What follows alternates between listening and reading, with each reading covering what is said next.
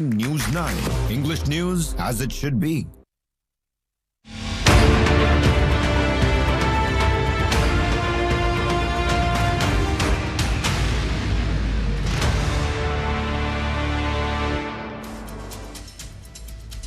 Thanks very much for tuning into Unmissable. I'm Nabila Jamal. Let me take you through the top news as I delve deeply into the AI summit and the chaos that happened today. We know that the AI summit is really hosting global leaders. We want to position India as the next AI hub. Of course, a long way to go, but it's a start. Instead of crediting it, here you have the Congress, the opposition, wanting to protest about a host of things by deciding to break security protocols and barging into the venue, stripping naked and protesting. Absolute shame. We have visuals of that. That's surely embarrassing more for the opposition and less targeting the government, more I feel targeting the country. It's brought us such shame with those images that have cropped up now of naked, half semi-naked Congress members protesting inside the AI summit. We're going to take you through those details with our panelists on board, and also our top story tonight. You have restaurants in Hyderabad that have cheated up to 70 crores selling biryani without actually giving bills, just taking cash. Now that's the amount that they have swindled, evading taxes. This is the unregulated market that we're talking about, that India thrives on. We're going to break it down for you with details as to how they managed to do that. And also our top story tonight, Accenture has said either you adapt to AI or you will not be given your appraisals. Stay with us after the headlines. U.S. Supreme Court strikes down on Trump tariffs. Court says Trump had no right to impose tariffs. Amid U.S.-Iran tensions, U.S. President Donald Trump says he's considering limited strikes on Iran.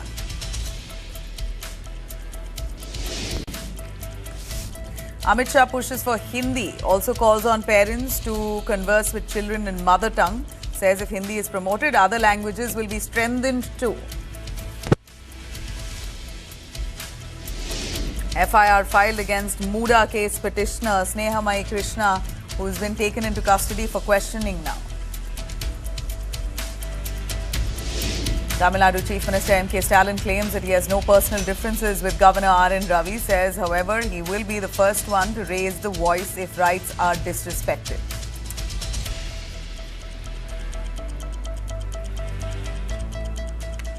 Well, we know that the AI summit is attracting people from all over the world to show that India is a service hub. It's possibly soon to become an AI hub. A long way to go, but at least we've started somewhere. The AI summit has people, delegates, leaders from all across the world joining our Indian entrepreneurs who've displayed their AI prowess. And at a place and time like that, you have the Congress, the opposition wanting to protest, and in such a absolutely disgraceful manner. Now, I'm going to take you through the importance of this AI summit first. Even as the world's most powerful tech leaders gather in Delhi, India finds itself at the crossroads of ambition and agitation on the other hand. At the high-profile India AI Impact Summit 2026, hosted under the government's ambitious India AI mission, India signed a landmark declaration to join the US-led strategic alliance Pax Silica, a framework aimed at building resilient supply chains for critical minerals and artificial intelligence, while countering China's dominance in rare earths. At a time when global supply chains are under stress and tech rivalry is intensifying, India has chosen alignment with innovation-driven democracies. And the stakes are certainly high. Under the AI India push here, global tech giants like Google, Microsoft and Amazon have already committed a combined $68 billion in AI and cloud infrastructure investments in India by 2030. The AI India Summit is being projected as the first major AI gathering hosted in the global south, a bridge between innovation and inclusion, certainly a big moment for India. But tonight, that global showcase has a shadow. On the penultimate day of the summit, chaos erupted as Shirtless Indian Youth Congress workers stormed a high-security venue semi-nude protesters shouting slogans, disrupting the AI summit there inside the venue, literally blindsiding delegates who had gathered to discuss artificial intelligence, innovation, India's future, technological future.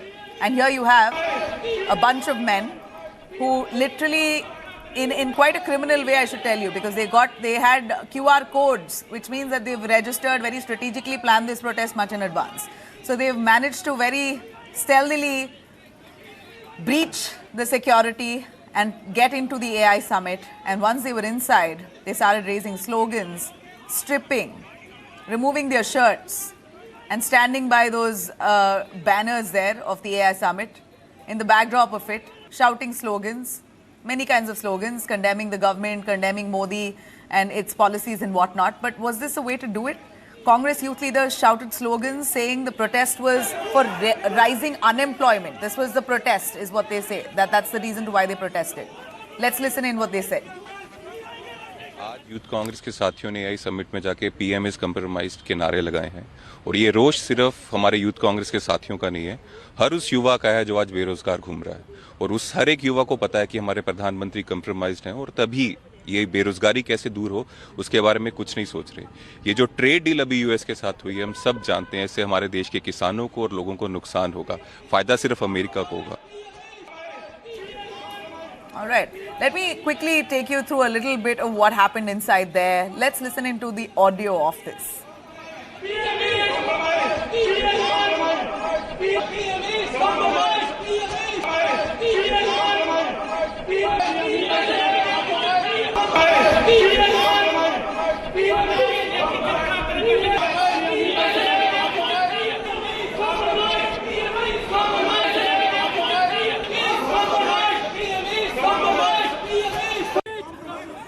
Well, and inside those halls were CEOs, policymakers, global leaders debating AI governance and supply chain. Outside, slogans against the India-U.S. trade framework, protests over unemployment, references to the Epstein files, politics spilling into a platform meant for AI collaboration. Well, let's listen in to people who heard and saw what they saw. Protest not should be here because this is the global arena that Honorable Prime Minister is showcasing. Booth पे खड़ा था जहां पे मैंने फिर बहुत नारेबाजी की आवाज आई तो हम देखने गए कि क्या हो रहा है, तो हमने देखा कि कुछ लोग अपनी टी शर्ट्स उतार के, कुछ पोस्टर्स पकड़ के और पीएम के अगेंस्ट, ऑनरेबल पीएम के अगेंस्ट नारेबाजी कर रहे थे। तो हमें ये नहीं पता चला कि वो नारेबाजी किस लिए हो रही है, but we could understand the intent was to create a ruckus. ये ऐसे प्रोटेस्ट करके और ये क्या बताना चाहते हैं, एक्चुअली यहाँ पे जो भी हो रहा है ये अपना भारत को बिल्ड कर रहा है। AI is the next future of Bharat. So मुझे लग रहा है ये प्रोटेस्ट वगैरह ये प्लेटफॉर्म नहीं है और ये ऐसे करना भी नहीं चाहिए। लोगों ने इस प्लेटफॉर्म की गरिमा को समझना चाहिए। अनफॉर्चुनेटली कई लोग इसको अपने फायदे के लिए देखते हैं। ये जन भागीदारी है, ये एक डेमोक्रेटिक कंट्री है। We respect diversity, we respect divergent viewpoints and we want people to express their right of speech. लेकिन एक जगह होती है, एक टाइम होता है, एक तरीका होता है। Now, at least 4 protesters have been detained. Sources say they allegedly managed to obtain QR codes to enter the secured venue. Police are now using facial recognition to identify others involved. The BJP has hit back very sharply, calling it a shameless and brainless act driven by political jealousy over India's rising global stature. ये एक तरह से topless हो जाते हैं, अपने कपड़े उतार देते हैं और उसके साथ प्रोटेस्ट करते हैं। ये प्लानिंग कहां बनी थी? ये कोई सड़क चलते हुए यूथ कांग्रेस के किसी लीडर ने ये प्लानिंग नहीं बनाया। ये राहुल गांधी, सोनिया गांधी और प्रियंका वाड्रा की मौजूदगी में राहुल जी के निवास स्थान पे ये प्लानिंग किया गया था। ये प्रयोग है, ये संयोग नहीं है। राहुल गांधी और Congress party, the traitors of the highest order, देश के सबसे बड़े गद्दार, रंग में भंग डालना इनका काम है। जहां देश आगे बढ़ेगा, जहां देश में खुशियों की रंग छाएगी, वहां वो भंग जरूर डालेंगे। ये गद्दार है। उनको कोई नहीं समझा सकता, उनका तो काम ही यही है। जरूर वो काफ़ी डर गए होंगे कि इतना अच्छा, इतना शानदार एआई समिट कैसे हुआ। और दूसरी बात, भारत जब तेज़ी से आगे जा रहा है, जैसे नौजवानों की आवाज़ आपने सुनी, people from all parts of the country are basically they are looking at this as a new opportunity for them, and this is the time when we should keep the summit above politics. We should make sure that everybody supports, everybody cooperates with this effort. Then only the country can grow forward. अगर कांग्रेस अपने केवल उसी mindset में रहेगी जब कि उन्हें हर चीज़ में विघ्न डालना है, तो भगवान बचाए उन्हें। Well, this summit has already seen confusion and chaos. Reports of CEOs being locked out, their products being stolen, logistical bottlenecks, long queues for hours, people waiting because of lack of coordination, and also denying access to a lot of areas that are entry points. So people, if they had to leave, couldn't book cabs, didn't get access to transport, so or even parking for that matter. They had to walk kilometers away from the venue to access that. So that was already a situation that the government was battling with. And remember the Golgotia incident, where the university participating at the AI summit claimed that the Chinese-made robotic dog was its own, and that soccer, in fact, that drone soccer also being claimed to be their own, has also brought us enough embarrassment. India wants to lead the AI century, but we're looking at these controversies making headlines. Well, we're looking at an AI. This AI summit was something that India could have boasted of and gone to town with, claiming how far India has reached with tech. But unfortunately, it were the wrong controversies that took up most of the headlines. And just to make it even worse, you have these Congress members barging into the venue, stripping naked and trying to raise their protests, raise their concerns. My question is, if at all the opposition really wanted to protest, there are dignified ways of protesting. Why do they have to barge into a venue where you have global leaders and shame India? Because if their aim and intent was to embarrass the government, they've done a lot more than that. They've embarrassed India in front of those global delegates. It was unnecessary. Could have had a better, more dignified way to carry out these protests.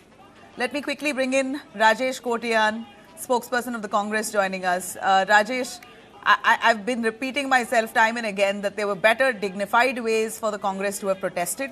This was absolutely awful. And what's really shocking is that they've used criminal means and methods to enter the venue. They've registered themselves, got the QR codes, very, in such stealth, have walked into the venue and acted like criminals, because what they've done is nothing short of a criminal act. It's security trespassing. And you're basically scaring away people around. If I'm a woman and I'm standing there, I see these men stripping suddenly, it's scary for me, yeah?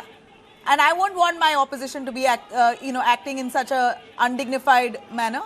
I would hope, if you wanted to protest, raise it in better ways. Stand outside the venue and protest for all I care. That will also grab eyeballs. We didn't have to do this, did we? Good evening, Navia. I'm a big fan of yours. You can hear me, right? From the days of time you were in India Today TV. And can you hear me? I can, and thank you. Hello? Yeah. So at 7 o'clock, there was a debate on India Today TV. And they said that every multinational event has a specific designated place for this thing. This is supposed to be the biggest ever AI summit in the world. Leave aside India, India is portrayed. Now, you are a very famous anchor. Have you ever seen a minister come out the next day and offer an apology saying, I am sorry for all the guffaws which has happened on the first day? Now, what has happened on the first day? Multiple entries, letters. The CEOs were complaining, their laptops were taken away, there was no Wi-Fi. For India, which was holding such a big listing, and the minister acknowledged that the next day. You had two CEOs of founders of two companies saying they took away, and just because a prime minister wants to come and take all the limelight, all the founders' equipments were taken away. There was another founder, Dhananjay Yadav. He said, when I came in, what has happened in Kashmir and all that high security area, now you people are cribbing about Youth Congress going in high security area. What has happened? How did RDX come 400 kg? How did 2,000 people where there was no security? You people are making a mountain of a molehill. What has happened? Why? I have a whole bunch of how many men, I haven't really quite counted. It looks like around 20-25 men who are stripping naked inside a venue. And you're saying they are making a mountain of a mole? It's inside a venue. Sir, we understand. Okay, security has been an issue. We've called that out. We've called out poor security. We've called out poor security. We've called it out. Yeah, I am not defending them. I am from the media department. I have nothing to do with the Youth Congress, who planned it, who did it. I have nothing. So say it in as many words that you don't appreciate it either. It's fine. So what if they're from your party? Yes. You don't appreciate it. It has, but it has brought into notice what all was the guffaws. We have the IT minister on the first day praising Galgotia's this thing, next day accepting it is not. And our main point was you had the senior consultant who advises US. He was telling Indian data will be used and we are supposed to buy US hardware. India is a little bit ahead of European countries, but way behind China and USA.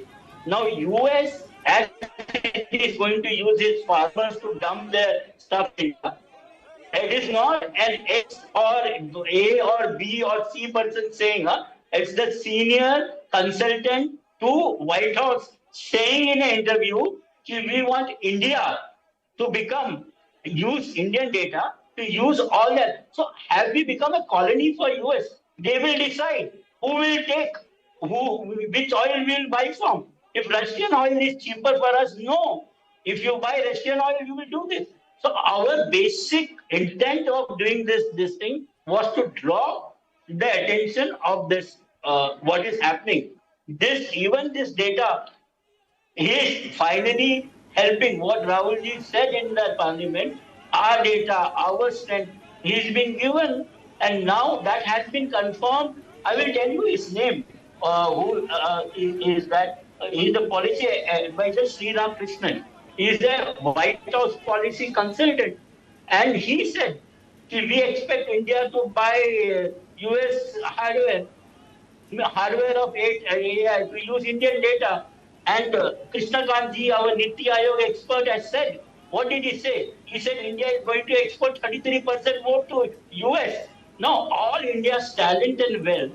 So why don't we officially become US is 61st or 62nd state? If that is what our Prime Minister wants us to be. Now, let me put across, even you will say again, I am digressing from topic. No. I didn't even have to say it. You had an awakening yourself. I just was about to say it. You said it yourself. You are digressing from the topic. I asked you a simple question whether there could have been a dignified way to protest. Simple answer. Maybe right. And I told you initially, in every such event, there is a separate place of protest designated. There was nothing done. As the first day was a total disaster. I haven't heard of a designated protest spot at international level events. You see India Today TV, 7 o'clock, I forgot her name, who hosts. She was telling your BJP star anchor, there is a place and we should have done that. Why didn't you? That was a mistake which the minister acknowledged. We were wrong in having. I don't know what another channel anchor had to say, but then from what I know, I don't think any international event will have a separate section as a protest site, a dedicated protest site. I haven't heard of that. Because even I was not aware of, but it is there. It's a practice. Now, if it's a practice and if it's because it was not there, you were willing to compromise with security and evade all the security protocols, act like criminals, and in stealth use QR codes and breach security and enter, scare the foreign delegates who are inside, scare the women and children, probably children, why not? You have students there. Students are there displaying their work. You are willing to scare the children. I will give you an example. When that Kadhav had come to Bombay and he was fighting away, our Gujarat CM, then the Indian Prime Minister, was of Gateway of India, and he was disturbing them.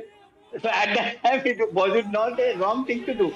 So there are people who do wrong things and wrong time. Okay. I am not saying. So you're just say it, then be clear. Say that what the Youth Congress has done was wrong.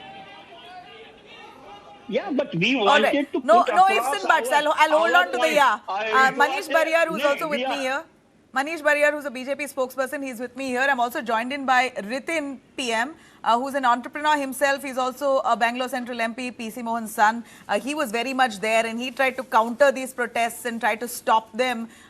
In fact, Manish, before I come to you, if I could just bring in Ritin on that. Ritin, I heard you were the one who stopped these protesters from creating a lot more chaos. Could you tell us how they managed to enter that venue? And what did you see? So these 20 Congress goons who had entered the AI summit. So I was near the Tata and Jio stall, and we see a ruckus happening, like around 20 people were standing there. They stood there, well planned, and then later on, they come there and they remove their shirts. But what was the necessity for a national party to come and protest on an AI summit? Didn't they have other platforms?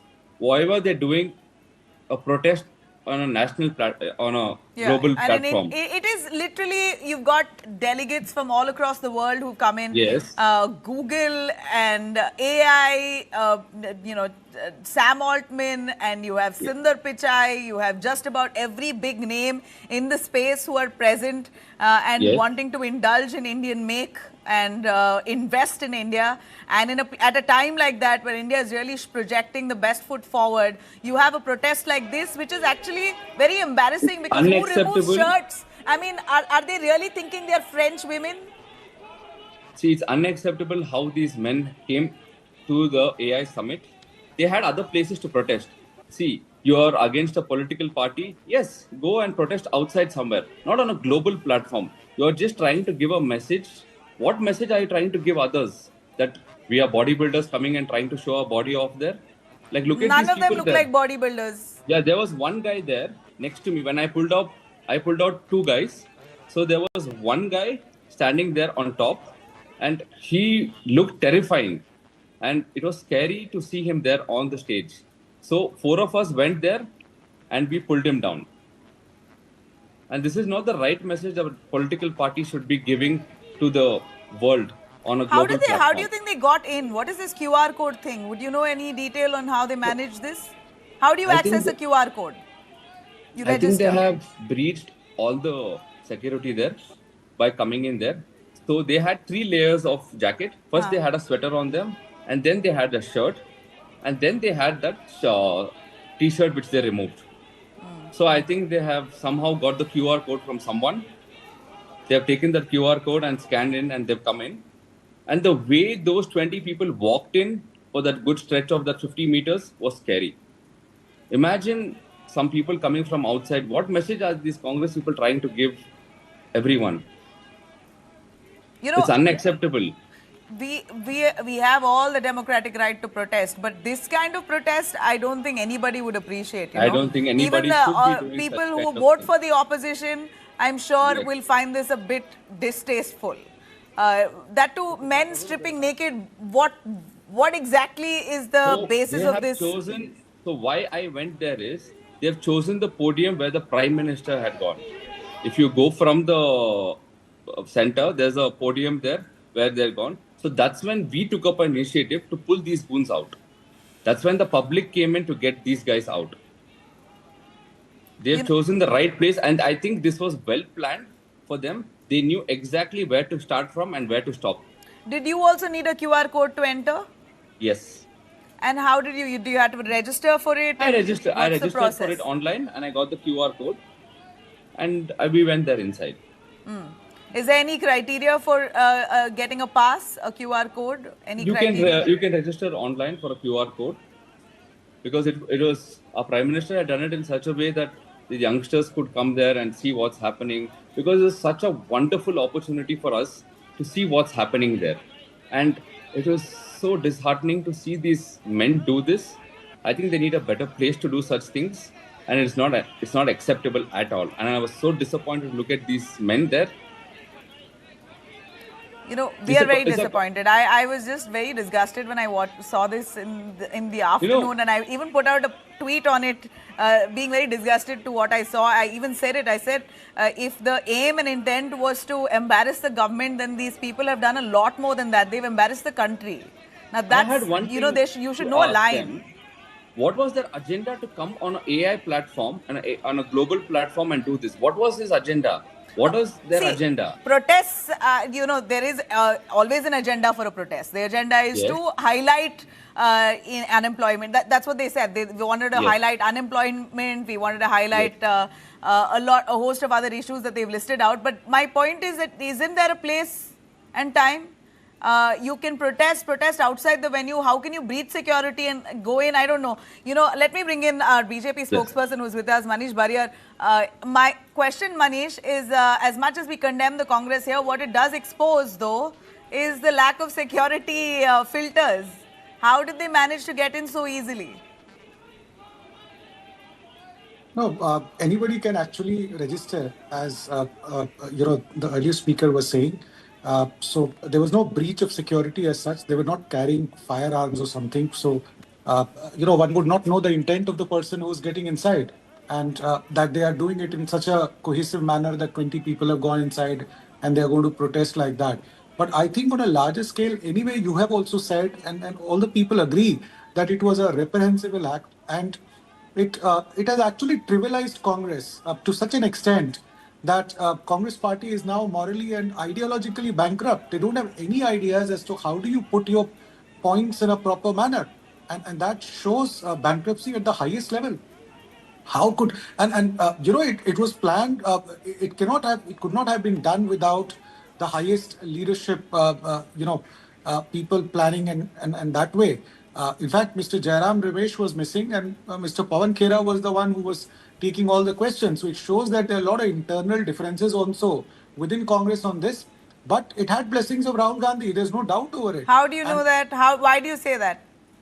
Yes, because look at what Rahul Gandhi has tweeted. Has he condemned this incident? No, he has not condemned this incident as such. And I think, you know, it is important for us to understand, you know, the way a leader is the way the followers are going to be. They were absolutely goons. I don't know how do you say youth Congress. So obviously you have General Secretary. 40 plus are not youth, right? That kind of the age of people are there. They're talking about unemployment, and they were talking about something else. There was no unemployment thing. So the idea was just to be news. That's it. And you know, every news is not a good news as such. This was such a shameful act, as much as it can be condemned, because you know, India is now the third pole as far as AI is concerned. After US and China, there's so much of talk. You show me a country where there is so much of talk about AI. But you know, Manish, we've got to admit the Galgotia's incident really embarrassed us. You know, there's not one international platform that's AI based. I think that's quite insignificant if you compare with 300 billion of investments within the country. Right, I agree. That we should talk more about it. I agree. Because those are. But my question is, why when those products filtered? Why was why aren't there checks to see what kind of products are on display? That should be something that. Fair enough, Nabila ji. But let's compare this. That you have more than 100 CEOs coming from country. You have 37 countries represented. You have around 3 lakh people coming up. And then we are talking about $300 billion of investment. Is that going to take India forward, or nitpicking on what happened in a private university and they did something wrong? Right? If someone does such a mistake, they ought to suffer consequences, and they have suffered that consequences. Probably university would also take, you know, whatever they have to do with their employees and all that. And it's a lesson for... How are you coming up with a figure of 300 billion? We understand that 68 billion has been committed so far, and those are from Google, billion, Microsoft, Amazon, collectively. Let me clarify. 100 billion comes from, in fact, from Adani itself, and another 105 billion comes from Reliance over a period of 7 years. Then you have OpenAI, you have Google, you have Nvidia. Okay. If you add all of them, I'm talking, and I'm being very honest about it. You can fact check that. Somewhere around $300 billion of investment is being talked. Okay. So foreign investment, $68 billion collectively has come. Well, I never said foreign investments. Yeah, I'm clearly specifying this, that foreign investment is 68 billion. I understand now from you that we have Adani and Ambani also investing a huge sum. Well, that's still a step forward. It's a huge leap for India in the AI space, undoubtedly. I don't deny that. But it's a first event. Again, you can give benefit of doubt, saying that all right, the scale that India wanted to do this event, the kind of people that we are as Indians, we should have anticipated a little bit of unruliness and a little bit of disorder. So all of that excused, but just, a lesson learned. Certainly, I feel, Manish, you must agree that this could have been better, and this will be better the next time. Absolutely. And I think you have to appreciate the minister. It's not that anybody is hiding anything. He came out, he apologized, and that's what gentlemen do, and that's what a responsive government does. Right? If there are issues, nobody was hiding it. Nobody was actually trying to defend that, yes, there were issues. I think that's the mark of a gentleman and a responsive government, and that's what the government did. But beyond that, this was for the nation, and Congress keeps embarrassing the nation. And that has been my point right throughout. Please do not embarrass the nation for smaller issues, right? You have every right to protest, as that young gentleman said, but then there is a place for it. There's a parliament, outside parliament also you can do that. But you can't do that on an AI summit when the whole world is watching. Now, who are you with? You are with China, you are with Pakistan, they are making mockery of us, and then you have a Congress party. So three of us, three of these people are together. And I don't know why it happens that Congress party is always on the other side. What's going on there, I don't understand. And when Prime Minister talked about Congress Mukt Bharat, I think they are helping it with such kind of, bad behavior. Ritin had something to say, Ritin. Yeah, I had. See, one more thing is, if you look at those 18 to 20 men who were standing there over that place, it's like very clearly and well planned this is. Because even when I went for the first time, I didn't know where the podium is. So they've come to the exact place where they can walk there and get that publicity what they wanted. And even those men who were standing there, removing their shirts, and they didn't look like, I don't think they were Congress workers. They don't look like that. I pulled one guy and asked, "Ab kya kar raha hai idhar? Like, why are you here?" He doesn't even know what he's doing there. They basically have just decided to go and with do some persons, exhibit their bodies in such a disgusting fashion, but they don't know the reason to why they are protesting also. And even the people over there, when they walked, they got scared. Who are these men? I mean, imagine such delegations have come, such big people have come from so many countries. And when these men are doing this, they could have done it near India Gate. They could have gone anywhere else and protested. You have something against the honestly, even they could have done it right outside the venue. Why inside the venue? So our Prime Minister has got this AI summit, a global platform to get however things we are doing so well. I think they just couldn't take what's happening, and they wanted this issue to come up. And I'll take your final word on this. What I feel. Right. Rajesh, this really can't be different. I was listening to all of them. They were praising Prime Minister. They were praising the IT Minister. They should understand when you hold such a massive event. First day, when a Prime Minister comes, he has to be sensitive to the thousands of people who were accompanying, who were attending. Because a Prime Minister is coming, he cannot push away all the people there out of the venue. I respect you as an anchor. You should not be one-sided. You should not be Navya one-sided. Did I not You ask? should Did I not understand. ask Marish Barrier questions about the filtration process, the security? How are you calling me one-sided? He may be a prime minister for BJP people. For us, he's a common man. The people have elected him. The same people he should respect. No, I'm asking you, why do you think I'm one-sided? No, You said I'm one-sided. What makes you say that? No, because you did not give me a chance to rebut. See, I literally gave you 10 minutes as we opened the debate only for you to speak. Give me 5 more minutes. Not 5 minutes. You have 1 minute, please. I'm short on time. 1 minute.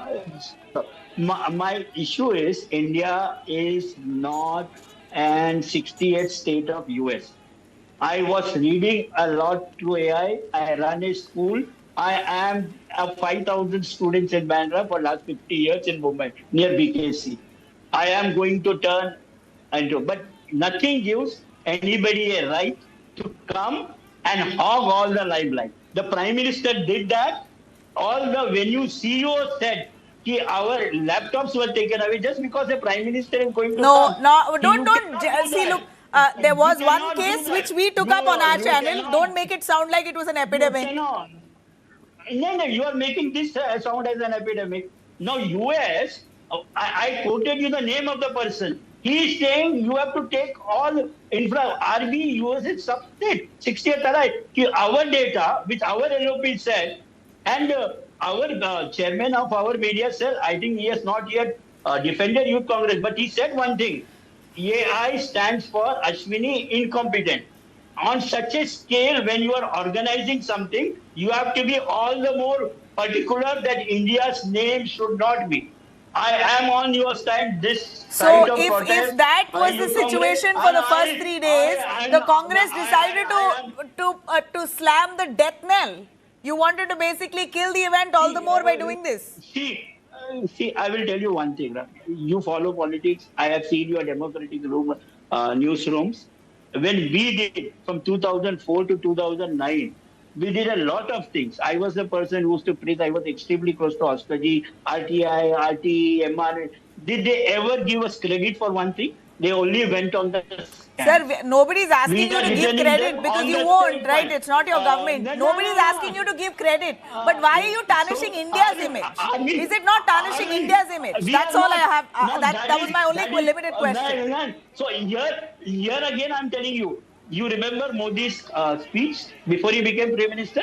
It's a crime. ये मेरे ऊपर कर्ज है कि मैं foreign में India में born किया था. You will not say about that. That is why I said you are biased. You will say about Rahul Gandhi saying something which is right.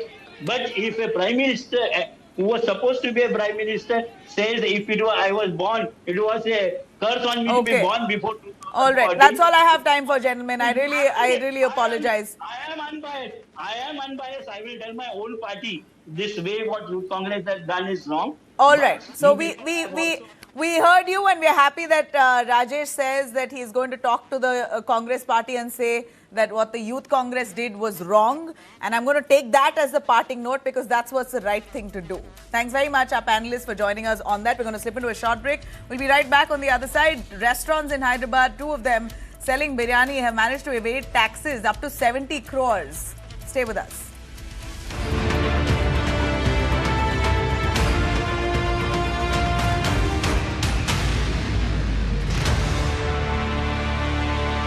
वकील साहब अच्छी खासी प्रैक्टिस है, नया फील्ड में क्यों जाना? सिस्टर, देश का सोच रहे और इसके फ्यूचर का नहीं सोच रहे। SBI लाइफ से अपनी बेटी का फ्यूचर सिक्योर है, तभी तो इनको अपने इरादे पूरे करने का राइट है। करो पूरे अपने इरादे, अपनों से किए सभी वादे। SBI लाइफ अपने लिए, अपनों के लिए। रिश्तों को रंग दो, दुनिया को रंग दो। Birla opus paints. पढ़ता है, खेलता है, झूलता उछलता है, दौड़ता कभी कभी दौड़ कराता है, आगे आगे बढ़ता है इंडिया, अमूल दूध पीता है इंडिया।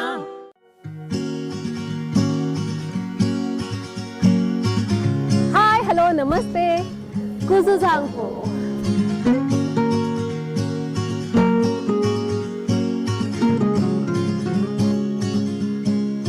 वक्त मैं हूँ गांगते मोनेस्ट्री में। इन खूबसूरत वादियों को देखकर मुझे हमारी बॉलीवुड की एक फिल्म याद आ रही है। तब कुछ लोगों ने विराट और अनुष्का को पहचाना।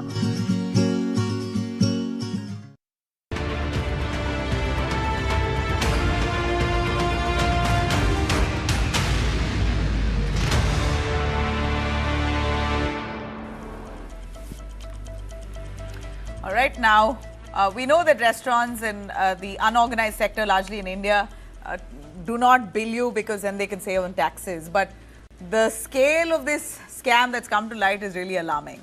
The great billing heist exposed by data, what began as a tax survey on a few Hyderabad biryani chains, has now exploded into what may be India's largest billing manipulation scandal, potentially worth 70,000 crores. Now, this wasn't uncovered through a routine inspection. Last year, income tax officers visited biryani restaurants in Hyderabad for routine verification. Everything looked normal, packed tables, busy kitchens, steady billing, but one thing did not add up. The number of diners inside were far greater and higher than the bills that were generated at the counter. Now, this mismatch set off alarm bells. In one Hyderabad vegetarian tiffin outlet, officials allege nearly 60 crore in suppressed sales over 5 years.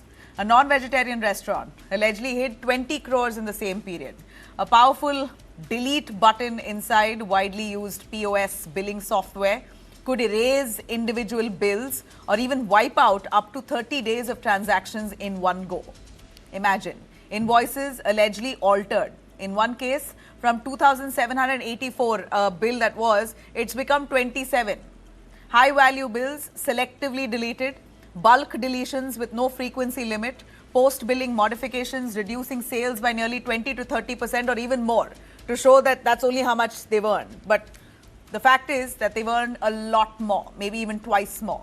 The crackdown led from Hyderabad under Section 133A of the Income Tax Act that started this survey operations as a biryani chain was not clerical error but structured manipulation is what we hear. What initially appeared to be a local irregularity soon revealed a much bigger picture and a pattern. Officials found multiple restaurants were using the same billing software.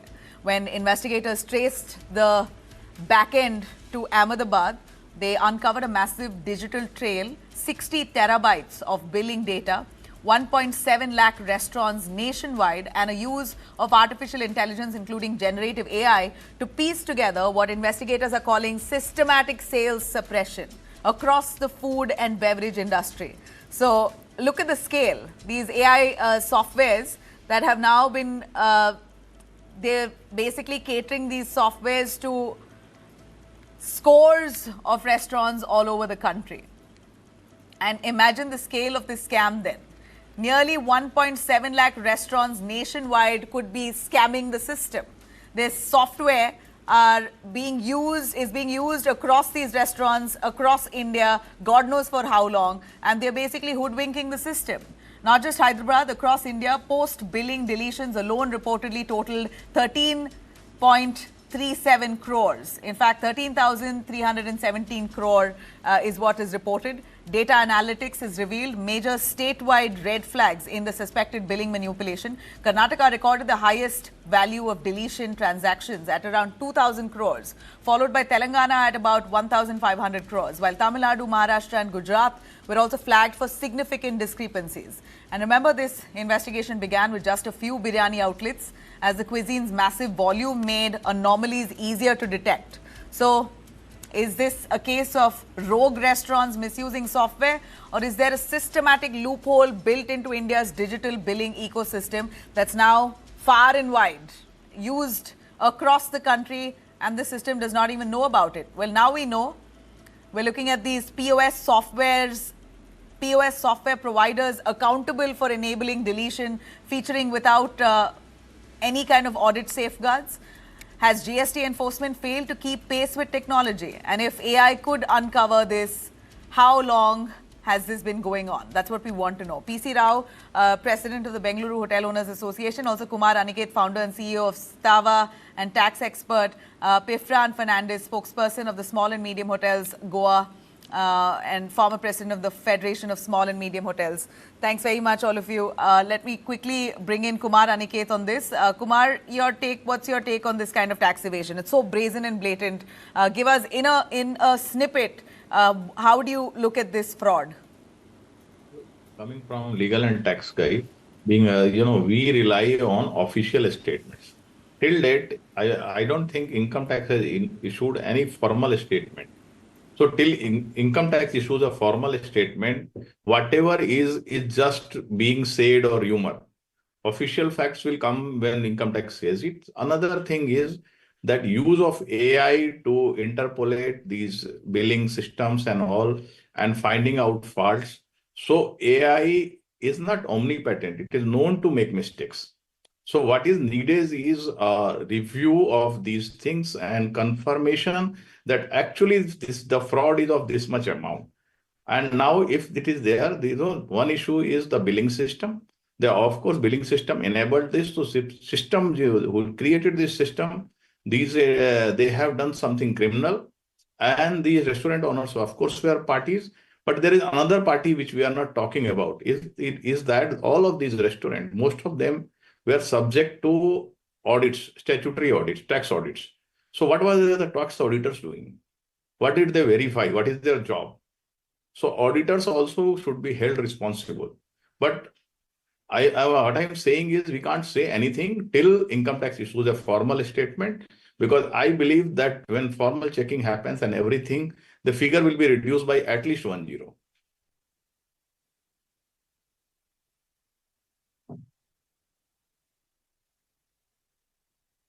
Take on hotels hoodwinking the system in this fashion, how would you condemn this? I'm not condemning anything. I'm saying that till we get all our facts together. No, I'm asking Mr. Fernandez.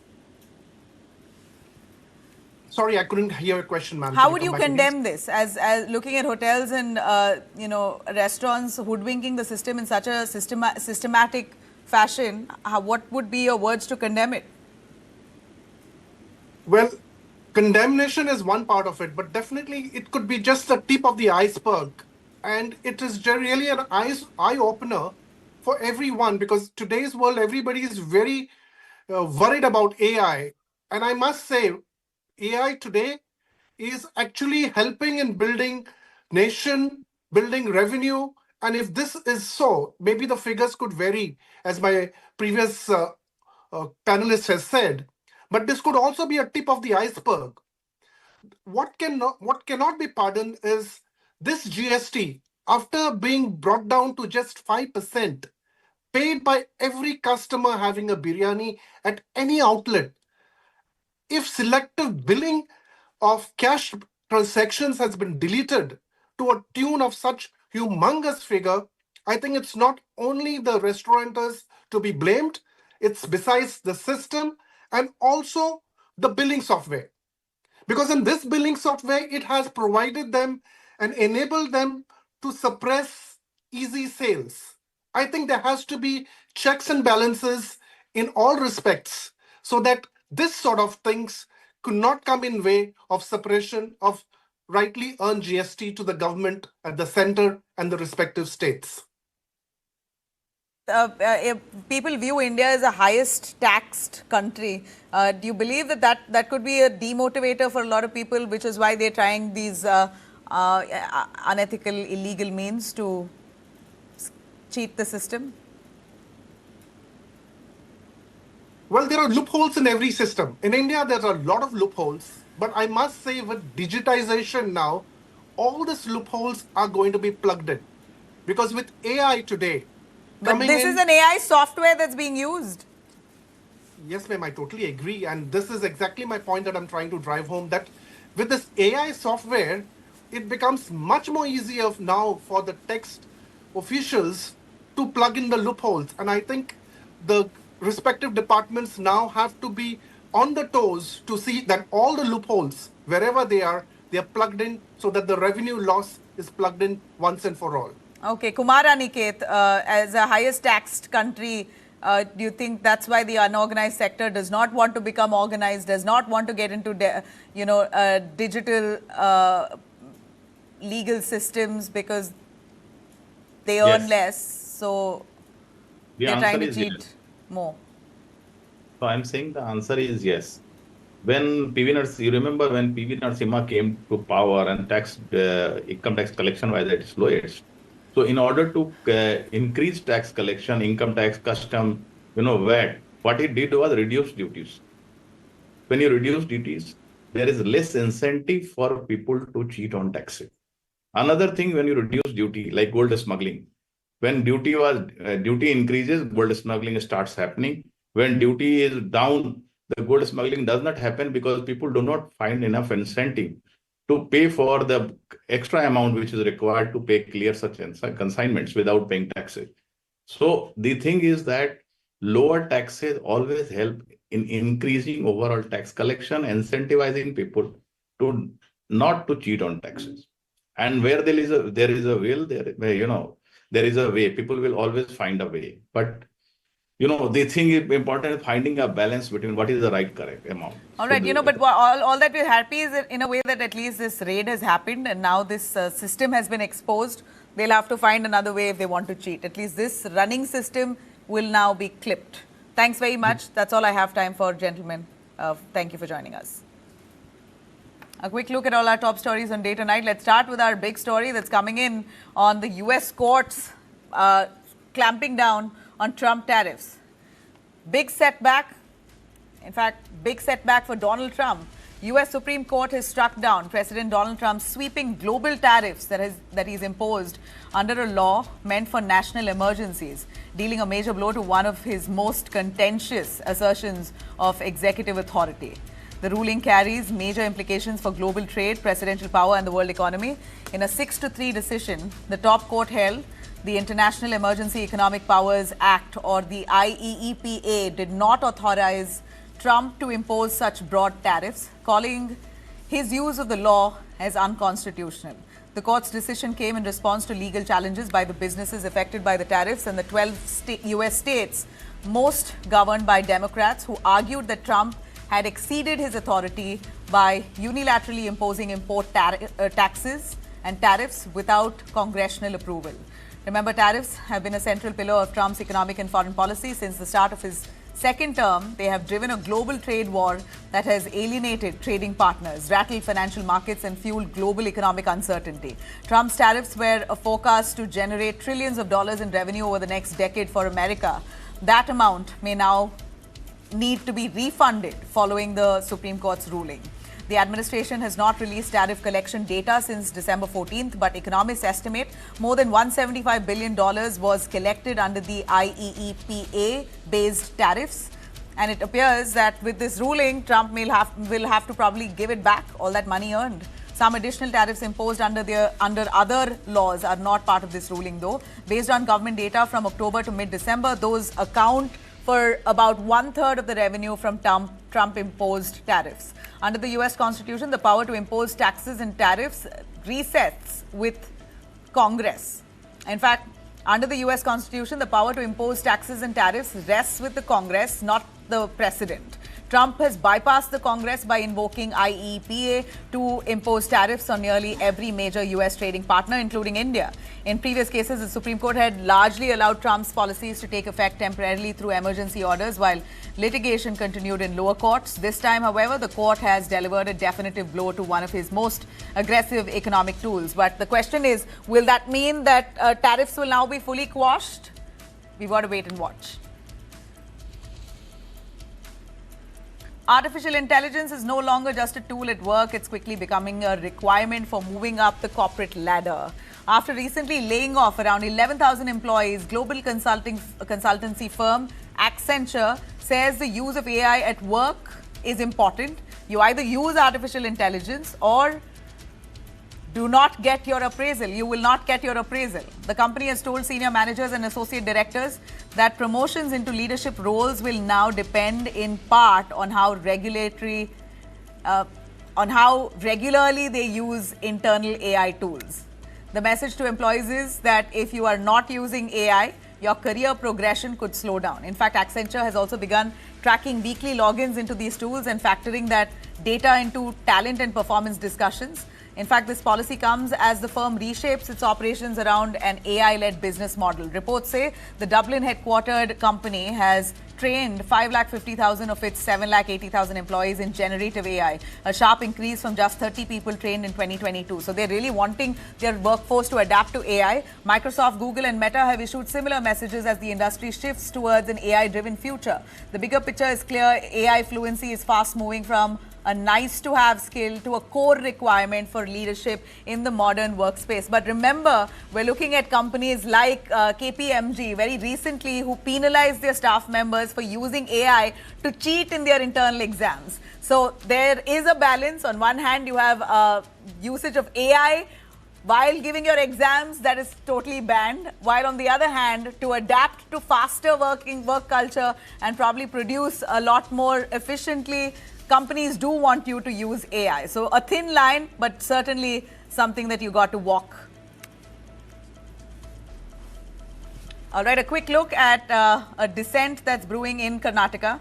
Journalists in Bengaluru today protested at the Mahatma Gandhi statue on the Vidhan Sabha premises. They were opposing recent directives issued by the government, the department personnel and administrative reforms of the government of Karnataka that restrict media access within the state secretariat. Journalists staged a silent protest near the Gandhi statue located between Vidhan Sabha and Vikas Sabha. Dressed in black and wearing black masks, media persons there held a symbolic sit-in, calling the move an attack on freedom of expression. 9th January, DPAR order instructed that journalists be confined to a designated area at the portico near West Gate, also known as the Kengal Gate, to seek reactions from political leaders. The media access now has turned into a political flashpoint, this with opposition leaders now accusing the government of authoritarianism and attempts to muscle down the press. Officials, however, insist the move is only to regulate movement and maintain security inside the high-security legislative complex, the Vidhan Sabha. This is not the first time media access inside Vidhan Sabha has been restricted. In 2018, successive Karnataka governments since 2018 have imposed these curbs. Now, in 2026, the Congress government is looking to come up with this. Well, the journalists are protesting, though. Thanks very much for tuning in. Have a great night.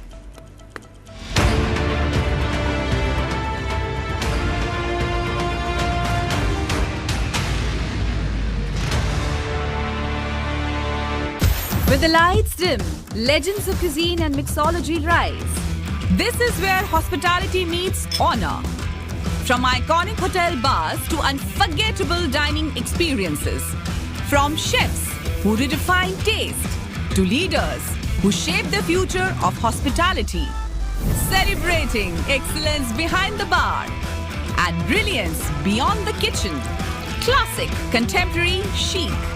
Where heritage meets innovation. Recognizing the names that set the benchmark and the spaces that define food. Hotels, restaurants, lounges, bars. This is not just an award night. This is a salute to the Knights of Nightlife and Hospitality. Lounge Nights Awards, honoring the best, elevating the night. Radico presents Lounge Nights Awards 2026, co-powered by Morpheus. Style partner, Mia by Tanishq. An initiative by News9. When drinking water turns deadly, it demands answers. What is really going on there? News9 brings you. Imagine water that you drink. Contaminated drinking water in Indore, revealing a disturbing link to at least 15 reported deaths. Typhoid outbreak in tribal areas.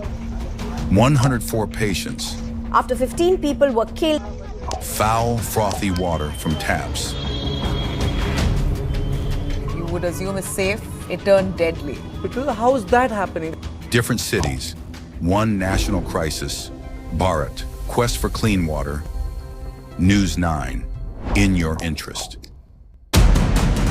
This isn't a trail of peace. This is pressure overload.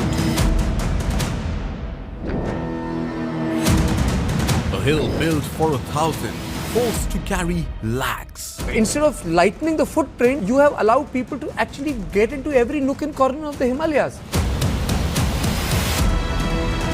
Careless travel, choking hills. If we don't change now, there won't be much left to enjoy. We need to follow the Bhutan model, regulate people who can access hills.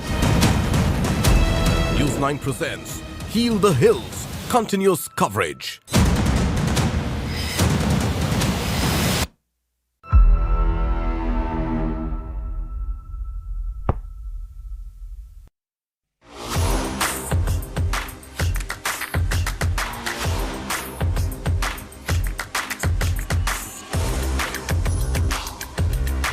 This is India's #1 news network, and you're watching News9, English news as it should be. The United States' Supreme Court strikes down on the Donald Trump tariffs. Court says Trump had no right to impose those tariffs.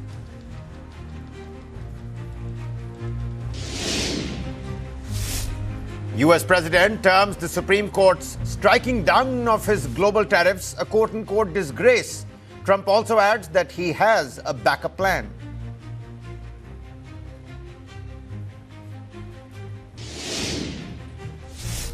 Amidst the U.S.-Iran tensions, Donald Trump's administration plans advanced strikes on Iran, including on individual leaders, targeted assassinations. U.S. President Donald Trump says he is considering limited strikes on Iran.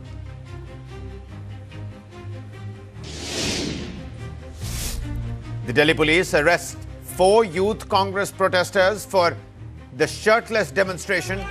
Searches are on across the Delhi NCR area for the absconding protesters.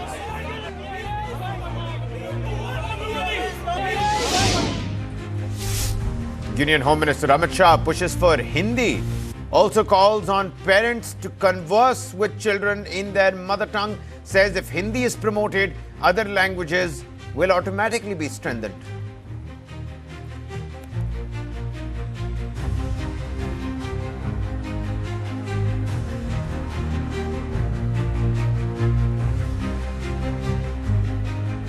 First up, in a major setback for Donald Trump, the U.S. Supreme Court has ruled that the president cannot impose sweeping global tariffs with a stroke of a pen. Breaking developments on your screens. In a 6-3 verdict, the court struck down Donald Trump's tariffs that formed the centerpiece of Trump's economic and foreign policy strategy. Chief Justice John Roberts, he wrote that the president had claimed extraordinary power, quote-unquote, to unilaterally impose tariffs of unlimited scope, but failed to show clear authorization from the Congress party.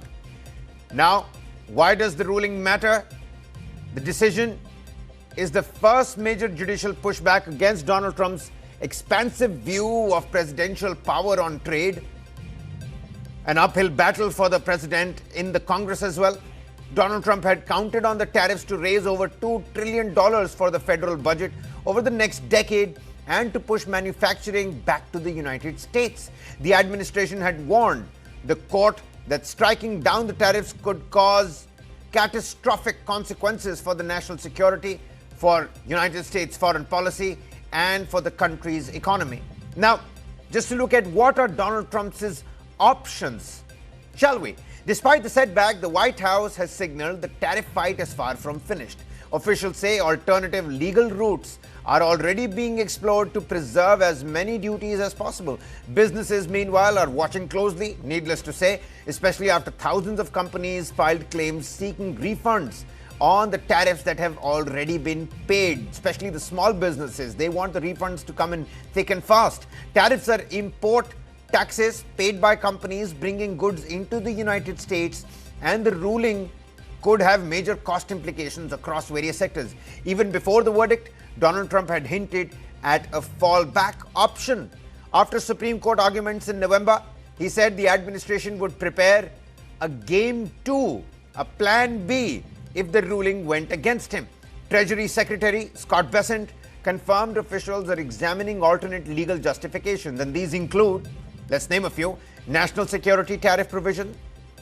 On the other hand, you've got the retaliatory tariffs against unfair trade practices, fresh determinations by the Office of the United States Trade Representative. But the big questions certainly continue to linger. The big questions: has the court clipped Donald Trump's tariff weapon? Or is a new trade battle about to begin as Donald Trump readies his Plan B. Ambassador Jayant Dasgupta, former ambassador to the WTO, with us on the broadcast. Many thanks for taking out the time. Ambassador, how do you look at this crucial development, breaking development? Small businesses and big businesses alike glued to their television screens, trying to make sense of what the SCOTUS has said, the Supreme Court of the United States of America. Donald Trump, on the other hand, spoke to some gathered journalists around him. He said, it's a disgrace, and needless to say, I have Plan B. What must be going on in the mind of Scott Bessent? What must be going on in the Trump administration right now? And how significant is this ruling in the first place, sir? This is extremely significant, especially from the point of view of India, because the interim trade agreement, which India had more or less agreed to accept at 18% reciprocal tariffs, while agreeing to bring down its own tariffs to near zero for a host of industrial products as well as agricultural products which had not been exempted. I think this would be a huge relief, because that 18% itself is open to serious doubt, despite President Trump's Plan B. Now, what is Plan B? There are 2 or 3 provisions which have been mentioned in this context. One is the Section 232 of the Trade Expansion Act, which has already been applied on steel, aluminium, auto, and auto component tariffs. Now, that is something which can only be invoked after an inquiry and, of course, to be carried out by US government officials. But it can only be invoked if there is a national interest involved, security interest. For instance, steel, aluminium, etc., are used in aircraft, jet aircraft for fighter aircraft, tanks, all kinds of armaments, etc. Now, to impose the same kind of conditions on clothing, on gems and jewelry, on marine exports, etc., would be very far-fetched. And even if President Trump goes ahead and does it, it will also get struck down in the course of time. So that is one option. The second option is 301, which the US has used in the past also, about an unfair trade practice. Now, that also is not all that easy to impose, and it cannot be done across the board. So this 18% tariff on India is gone as of now, and a host of other nations which had buckled down to the bullying, the European Union at 15%, the UK at 10%, Japan at 15%, Korea at 15%, they all will breathe a sigh of relief. Canada, Mexico, the close allies of the US a few years ago, they all will be greatly relieved. Yeah, Ambassador, I was going to ask you, how must the European Union and other significant economies be watching this development? And why I ask you that is because I don't want to take names here, but a German economist on Reuters has come on record and said little is likely to change. On the other hand, people are already hoping and wishing for a refund. So how messy is this refund going to be? And why does the German economist say that little is likely to change? As far as the refund is concerned, it is being estimated to be between $175 billion to about $200 billion. Now, the US Supreme Court has refrained from giving very detailed directions about the refund as to how it will get done. And the Court of International Trade has already got about 2,000 petitions asking for a refund. Now, the Court of International Trade will have to take the issue forward and give directions to the administration as to how the refunds are to be effected. So it is going to be messy. It is not very clear. And those businessmen who have not filed for relief, they may still get a refund, but their process may be lengthier as compared to those who have filed a petition. That is the preliminary reading of the situation by lawyers. Coming back to that preliminary understanding, and for the layman out there, not well versed with the tariff tirade that Donald Trump has thrown around ever since January 20 last year, he looked visibly frustrated. He's called the ruling a disgrace. But then what happens to these tariffs? Are they in abeyance? Are they on pause at the moment? Or do they continue to go on? As far as the tariffs, reciprocal tariffs are concerned, the Supreme Court has ruled against them. So it would be a proper case for the U.S. administration to issue an executive order withdrawing the tariffs in view of the U.S. Supreme Court verdict. If it doesn't do so, and if it allows it to drift, then there would be petitions asking for specific relief. And of course, similar to our contempt petitions for having disregarded a Supreme Court ruling. So the US administration would open itself up to all these actions. But it is presumed that the US will tomorrow or today itself issue an executive order withdrawing all these tariffs. And it could, of course, at the same time, invoke some other legal provision to apply some of the tariffs on a few products. How big of a challenge, what kind of an uphill battle will this be for the US president when he's trying to convince the Congress also about the same? And your opinion and insights as to how the dragon is viewing all of this. Xi Jinping's probably smiling ear to ear at the moment. It's true that all the countries which have been affected badly, and that includes everybody, including its closest neighbors, Canada and Mexico, which had aligned their whole trade policies, 75 to 80% of their trade is with the US. Now, they would breathe a huge sigh of relief. Whether it is going to be lasting or not, as you were quoting the German economist, that remains to be seen. But my estimation is that even if President Trump imposes the tariffs, it can't be across the board as he had done for all the countries. And two, he had been threatening countries, that, for instance, India has also been threatened implicitly that if it continues to buy Russian oil, then that 25% of punitive tariff will come back again.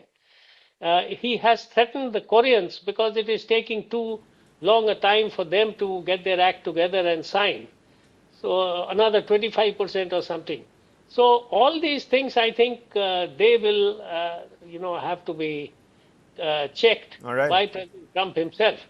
But as far as the tariffs go, whether he will reimpose tariffs from tomorrow or something, some of the tariffs at least, that remains to be seen. Well, the entire administration... that would also be subject to challenge.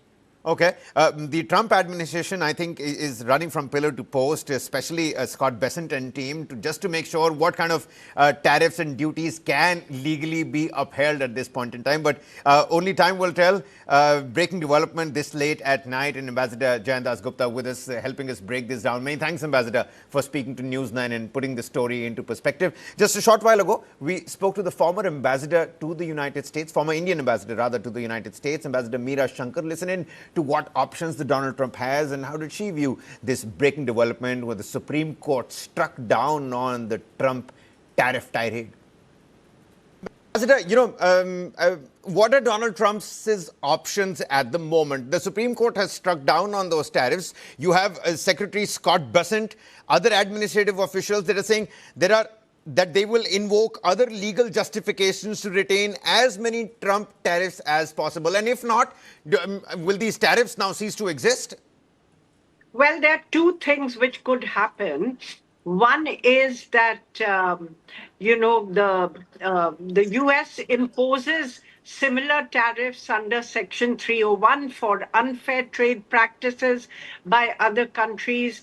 As I said, there has to be an investigation under that. Secondly, it can impose it on national security grounds under 232. So there are instruments which the US has under which it can impose tariffs on its trade partners, but they will not be so broad-based. They will be more limited.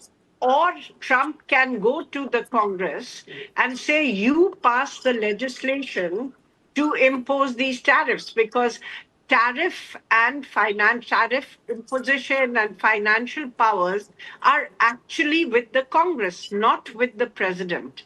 So if the Congress passes legislation, then the tariffs become legal. So he has a range of options. How much he will bring them into play and in what manner, I think we have to wait and see. All right, then shifting our focus to the other top story we're tracking for you. Tensions between the United States and Iran, they're escalating dramatically, especially over the last fortnight. And now, according to a Reuters report, the U.S. military has drawn up advanced strike options against Tehran, including the possibility of targeting individual Iranian leaders and even pursuing regime change, if ordered by President Donald Trump. Two U.S. officials say planning has reached an advanced stage, with potential strikes aimed not just at nuclear infrastructure but also at security establishments and key figures linked to Iran's power structure. The approach mirrors Donald Trump's 2020 decision to eliminate top Iranian commander Qasem Soleimani, a move that sharply escalated tensions in the region. And officials say Israeli strikes during last year's 12-day conflict, which reportedly killed several senior Iranian commanders, including Armed Forces Chief Mohammad Bagheri, have been instructive in shaping U.S. military thinking. But Washington is also bracing for retaliation.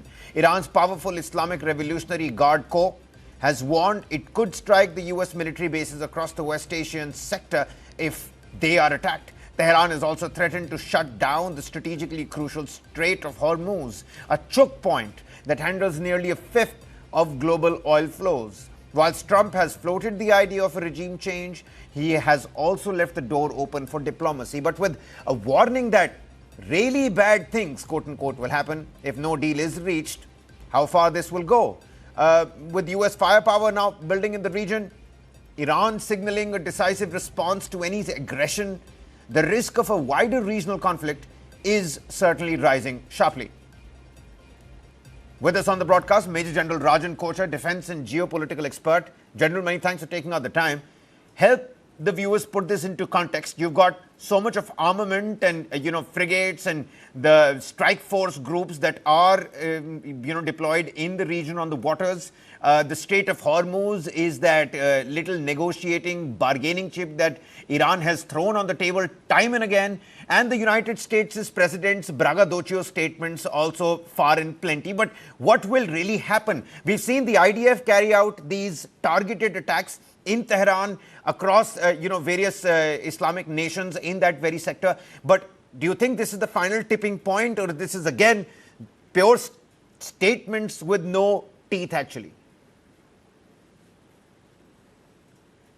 Thank you, Kabir. I think a very interesting aspect of the discussion you have brought about as far as this likelihood of the US and Iran war is to happen. See, you have to see one thing very clear. Whenever a military campaign is to be launched, there is a political aim and there is a military aim. What is the political aim now? In Iran, in case the US has to strike, the political aim is to ensure that the top leadership of Iran is eliminated. Otherwise, there is no point in carrying out this military operation, because even after carrying out this military operation, you are not going to achieve your objective. Because what is your objective? Your objective is to ensure that whatever agreements United States wants to happen, they are concurred by Iran, because so far it is not happening. A number of rounds of talks and everything. So I think President Trump is quite frustrated in his statement. In his statement, actually, what he made was, 10-12 days I give you, and in case you don't do it, then something bad will happen. That bad is already, we know how it is going to happen.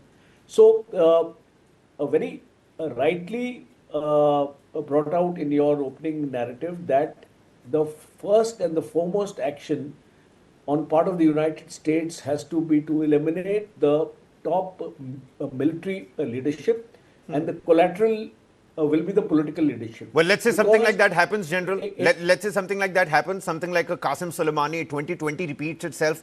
Then what happens? I mean, right now, the entire, not just Iran, not just Israel, not just Lebanon, let's say, not just Yemen, but I mean, the entire region is on a tipping point. And you rightly pointed out, Donald Trump says something really bad will happen, but then he talks about limited strikes, and we know what those limited strikes might be. No, Kabir, you're right, but then you see what happens. Unless you have boots on ground, there cannot be any regime change. See, you have to be inserting your special forces inside Iraq. And those special forces have to move into places like your palaces, where Khomeini is staying, or you are targeting their Revolutionary Guard, those leaderships, which I think recently they have carried out a strike in UAE, in which one of the generals was eliminated. So that is the way, you see, the Mossad, you have to understand these are the footprints of Mossad here. Because in this 12 days war we saw, almost 20, as you had mentioned, military leaders as well as the scientists, nuclear